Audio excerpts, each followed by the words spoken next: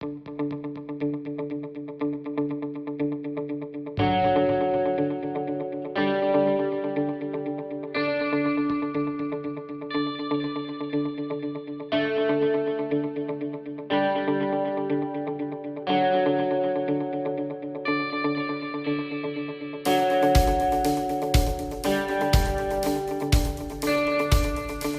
everybody, Crafting Journey here. That Journey Chick on Instagram. Wow. I have been up since 2:30 in the morning. I did go to bed kind of early.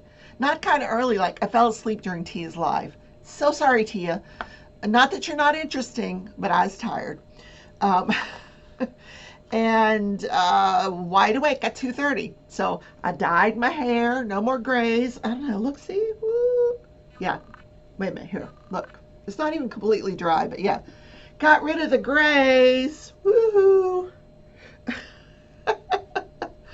For now. They'll come back with a vengeance. Oh my goodness. So, um, finished watching the latest episode of The Bachelor. Why do I keep watching that show? I don't know. Um, it certainly is like a train wreck, isn't it? But I've watched every season forever, and I don't know. And The Bachelor, he has this weird habit. He's always going, you know, with his tongue. It's so weird. I want to say, keep the tongue in your mouth. It's weird. Like whoever ends up with him, she's got to stop that habit because it's really super not attractive at all.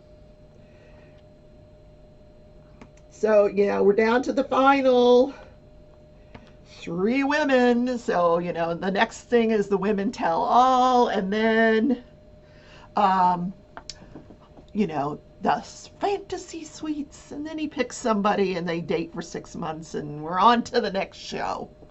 So yeah, man, yesterday was quite a day. I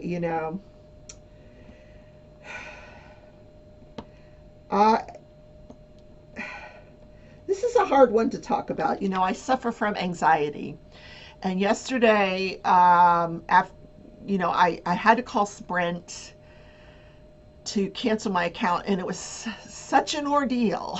Honest to God, it was just the most ridiculous ordeal. I don't even really want to talk about it, but afterwards, and this has not happened to me in years, I had this full blown panic attack. Like my heart starts racing, I'm crying uncontrollably. This is how, you know. So I take my medication, and I go lay down, and I'm trying to breathe and just get through it. And but it, when you have one of those, it takes its toll on you. I was exhausted the rest of the day. Um,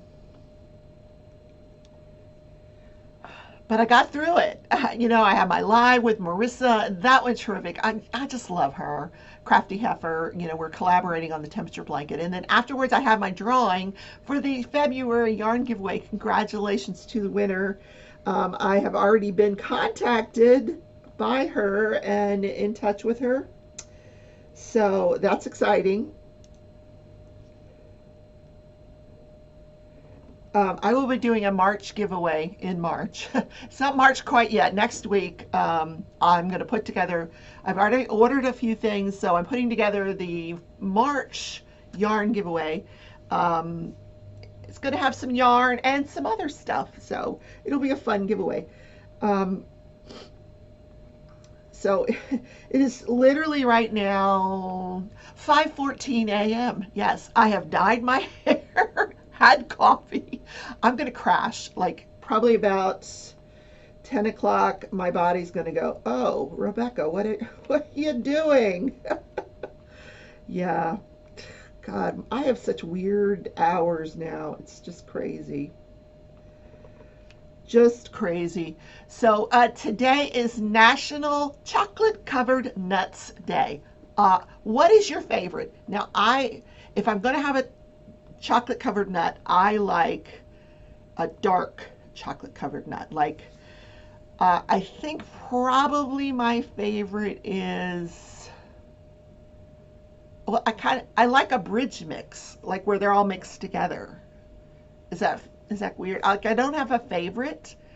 It would not be the peanut, but I mean, the peanut's okay, chocolate covered peanut, but I prefer the better nuts, like the almonds. Probably, I'm going to go with almond. What is yours? Um, so the first chocolate covered candy, that in this that was marketed was Goobers, which was a chocolate covered peanut. Um, Now, the most widely known chocolate covered nut is, of course, M&M's. Yes. Um, I love chocolate covered M&Ms. Oh yeah, but I like to get the dark chocolate covered M&Ms. You can get them. They're pretty widely available now. I know once upon a time they were not, but now you can pretty much go to the grocery store and pick, get the dark chocolate ones. Just don't get the huge big bag like did a few times. Oh, it's not funny. Stop laughing. I know. If you guys haven't figured it out by now, I have a sweet tooth. Yes. And this is a national day I can get behind. So, how do you want to celebrate? You could actually make your own homemade ones. There's recipes on the internet. I mean, it's super easy. You just melt the chocolate, temper the chocolate in maybe a double boiler. I would put a pot, boil the water, put another pot in, melt your chocolate, temper it a little bit, and then put some nut. Oh, it sounds so good. I want to do it. I don't have the ingredients, thank God. But you know what? Nuts are so expensive these days. Oh my God.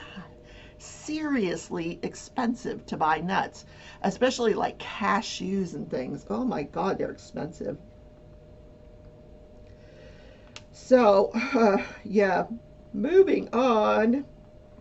Let's talk about judge, jury, and journey. Okay, so yesterday at the Prokopovitz trial, some interesting witnesses. It was another interesting day. The prosecution's getting ready to wrap up their case. Probably tomorrow or what's tomorrow?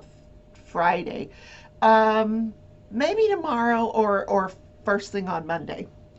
Um, but today or yesterday, oh, it's the next day.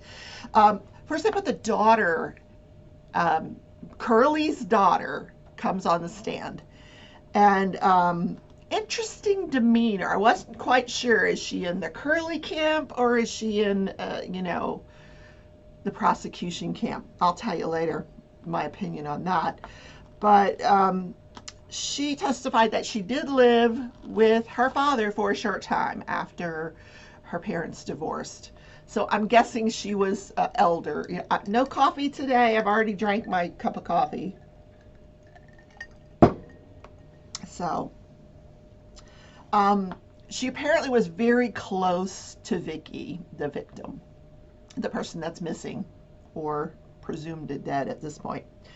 Um, Vicky would babysit her children, like her little girl, like from the time she was a baby until she could start school, because this daughter had to work. So she was very close to Vicky.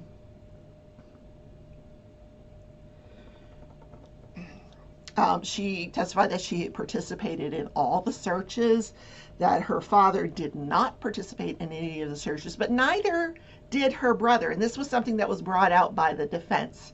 Wes, well, her stepbrother, he did not participate in any of the searches. So this got me thinking, is this where the defense is going, that Wes could have done it? Um, but I think the prosecution has done a very good job with corroborating Wes's version of where he was that night. They've got, photos that he took at the house where he claims to have been, and the photo, embedded within the photo is the timestamp, and, it all corroborates his version of the events, that he just wasn't home, that he left before his father went to bed that night, and he didn't get home till the next morning when he pulls in the driveway and his dad says, "Your mom's gone." So if that's where the defense is going, I don't think that's going to hold much weight. Um, so the daughter did admit that she didn't maintain a lot of contact with Vicky after they moved. Apparently, they changed residence out to the current residence where she disappeared from. So she didn't maintain a lot of contact after that. But one interesting thing I thought she mentioned that her husband actually works at the same place as Curly worked. I don't think that has any bearing on the case, but later on, this is interesting. So there's a thing in trials called sequestration. So, and it can be invoked, and it was invoked in this trial. And what that means is that if you are a witness in the trial, you are not allowed to be in the courtroom until your testimony is complete. Once your testimony is complete and you're excused, you're free to come back into the courtroom and watch the rest of the trial. So this daughter of Curly's daughter, at one point during the break, she comes back in from the break because now her testimony is complete. Now she can come in and watch the trial.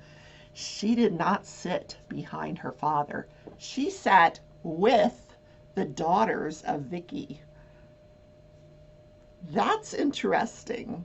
So she is clearly in the victim camp and not her father, which I found really interesting. Really, really interesting. So the next witness was Jason Friday. Now, this is Kathy Friday, the mistress, the girlfriend that's dead. This is her son. Now, he lived with her for during the time that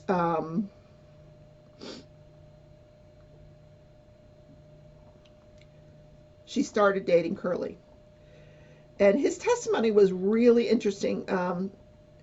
He didn't have a lot to offer, but he was very clear about his dates and his times and his recollection, and that his mom told him that she had communicated with Curly in January. Now, this is like 4 months before his wife disappears, that she had had communication with him.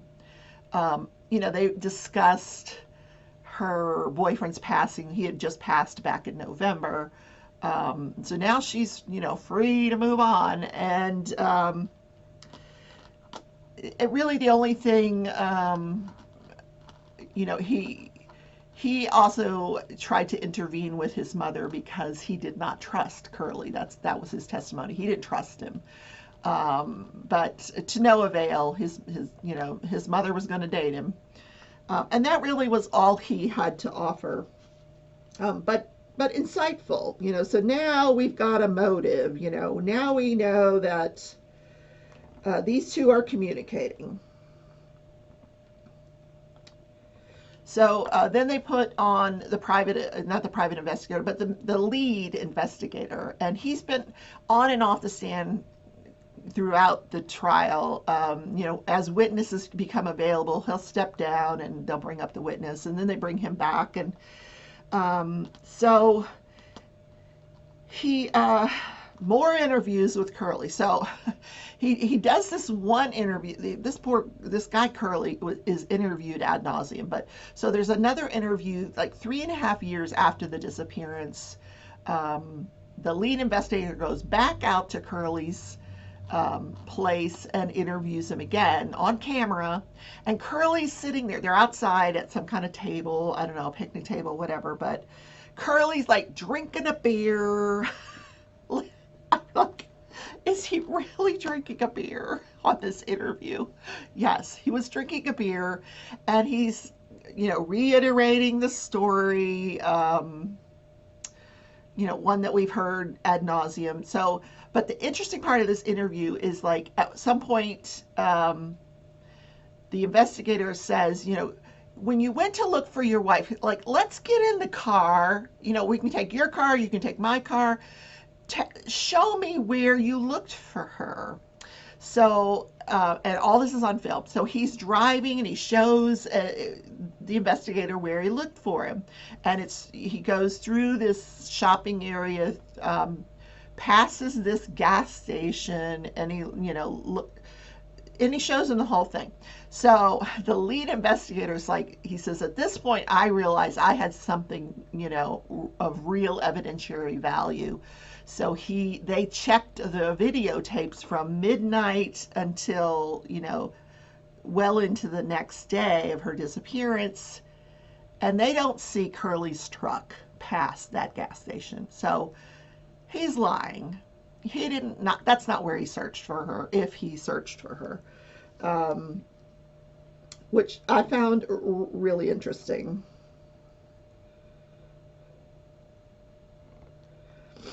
And then it concluded, the day concluded with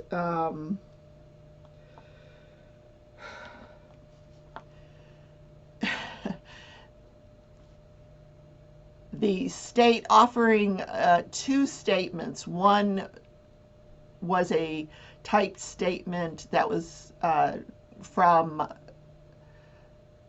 given by Kathy Friday, and then another typed statement that was given by Curly. And Kathy Friday's statement says, I lied, because there was this evidentiary hearing where they both came in and said that they didn't meet, they did not first contact each other until well after Victoria's disappearance. He's telling the investigator that it was July 4th weekend. We know from her phone records that at least there was a phone call in early May, like within 3 weeks after her disappearance. And the son has testified that in early January they were communicating. So they're lying on the stand. So, eventually she is convicted of perjury. And this does not come out at the trial, but this is something I have learned. She was convicted of perjury, and it was right just prior to her sentencing that she kills herself. She commits suicide. But he is on trial for it now, so they have to put proof in for it now. But in his statement, he admits that he lied to the investigators during the investigation. So tomorrow we're going to get into the content of those statements. So I'm curious what he says he lied about, because and it probably has to do with him meeting her and stuff. So clearly he had a motive to get rid of his wife. Guilty or not guilty? What are y'all thinking? I think I'm firmly in the guilty camp at this point. Yeah. Oh, the other thing they did yesterday was they put on a confidential informant, and during the confidential informant, there was no audio, no video. The person did not want to be identified. So what they did was they brought this person in to the witness stand and then brought the jury in. And this is something that a reporter who was in the courtroom I learned from later on. So they bring the jury in. They were calling this person witness number 2, and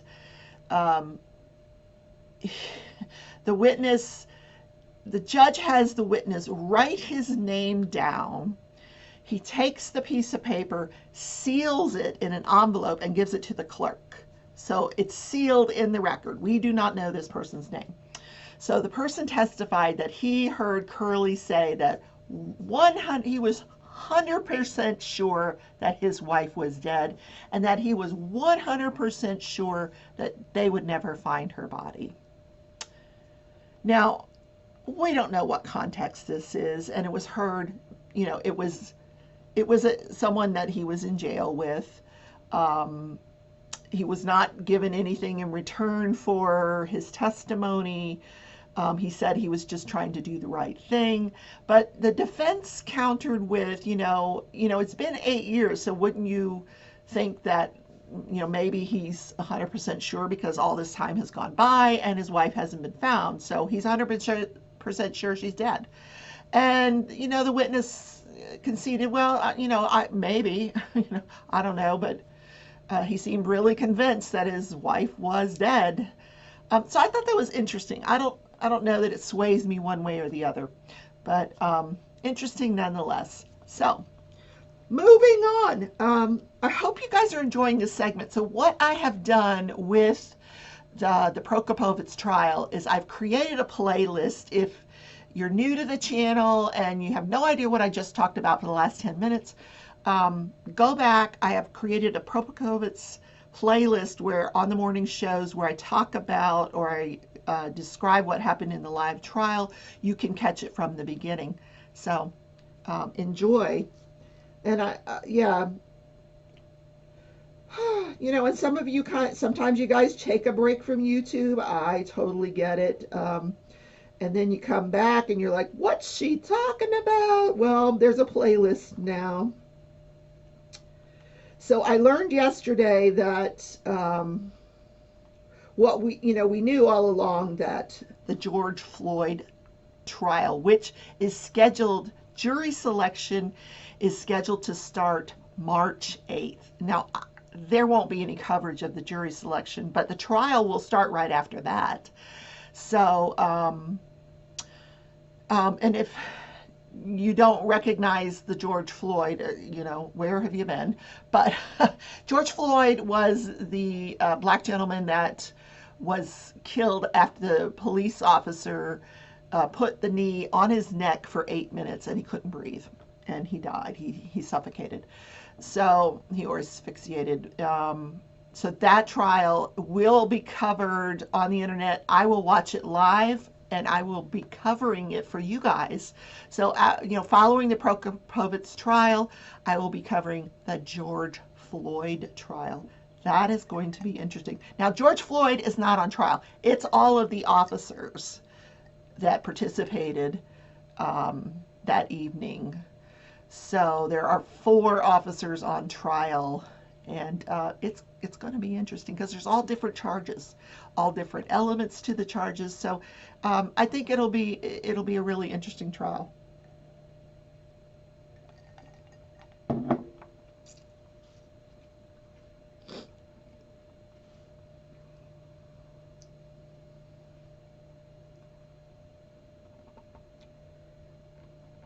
So do you ever you lose like one of your, like, there's a symbol I can't find. I don't know where happened to this symbol.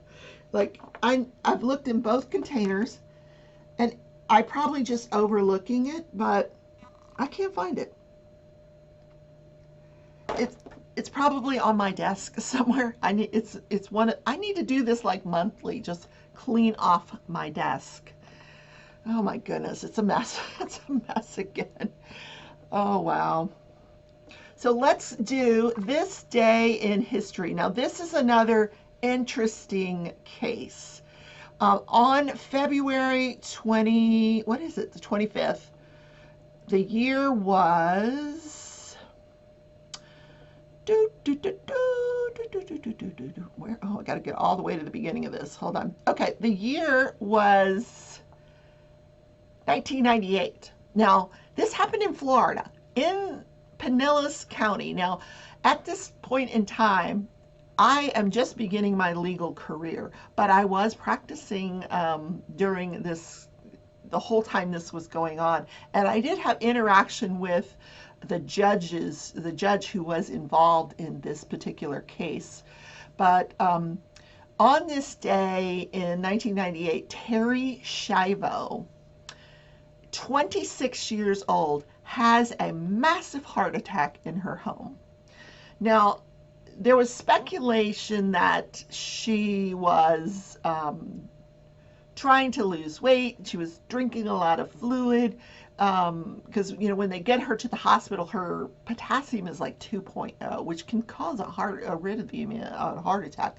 But nonetheless, she suffered massive brain damage and was in an irreversible vegetative state. And they, at first she had a feeding tube, a nasogastric feeding tube, and then they switched it to a percutaneous endoscopic tube, which is called a PEG, a gastrostomy tube. It's a tube that goes right into your stomach, and then they just pour anyway. She was not on a ventilator, but she was being kept alive by this feeding tube. So there was an inordinate amount of litigation over this this case. The husband wanted to disconnect the feeding tube and let her pass. The family did not. So there was all this litigation. It went back and forth and back and forth.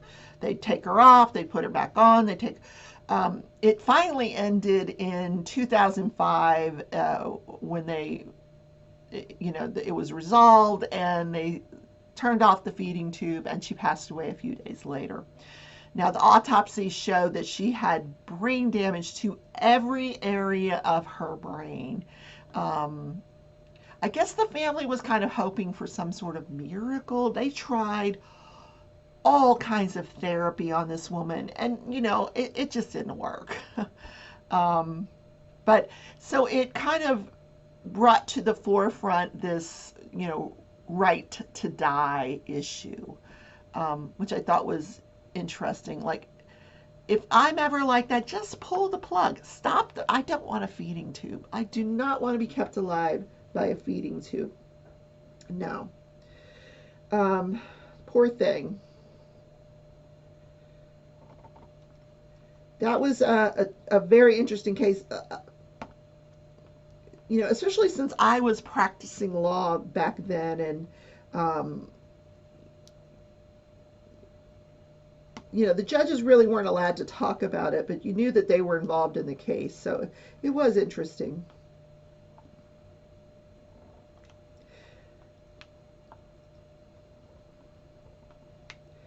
So today is Thursday. I have no more filming to do today. This is the show for today. Yesterday, 3 different films, videos that I put up. It was a very long day. Maybe that's why I fell asleep so early and got up at the ass crack of dawn. I don't know. My goodness.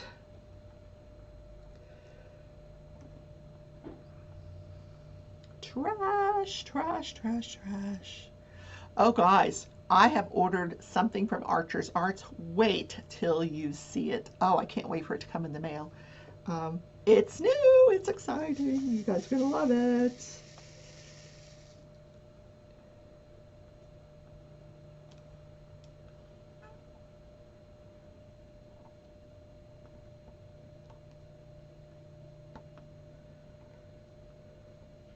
So I'm going to go do a little bit of work.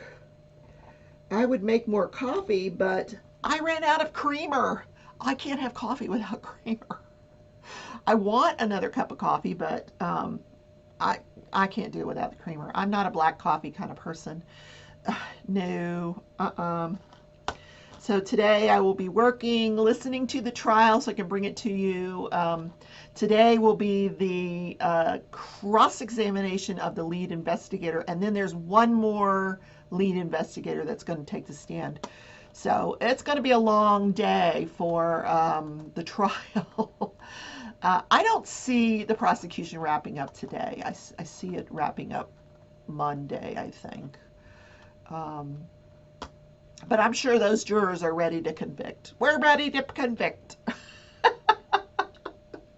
I'm fascinated fascinated by this trial. I really am.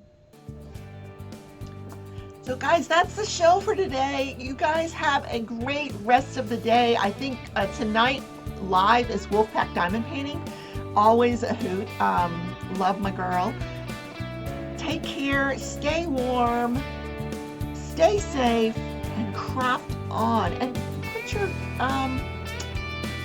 in Crafting Journey Facebook group, put your latest projects. I would love to see what you're working on. What are your works in progress?